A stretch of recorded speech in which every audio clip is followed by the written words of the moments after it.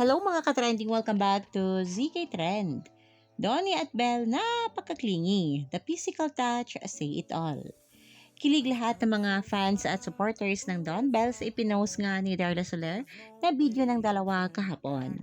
Marami kasi ang nakapansin na super clingy at sweet ng Don Belle dito sa isa't isa at ayon pa nga sa ilang komento, the physical touch, say it all.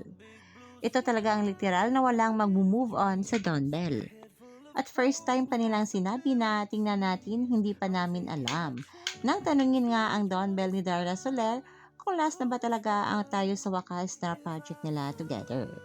Ayon dito sa isang komento, first time nila nagsabi tingnan natin hindi pa namin alam. I think management naman yung need magpatawag ng ultimate launch, use your upper hand. Bigyan niya ng 1 year break tapos bigyan niyo ng magandang project again.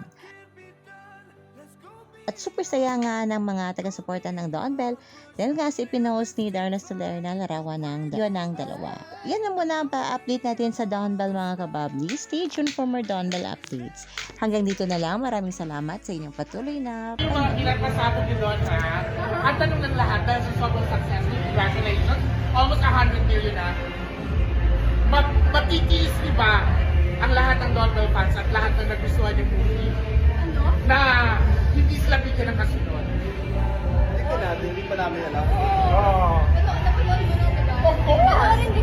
Oo, Salamat sa lahat ng support. Siyempre, partner rin si Darla dyan. I love you guys.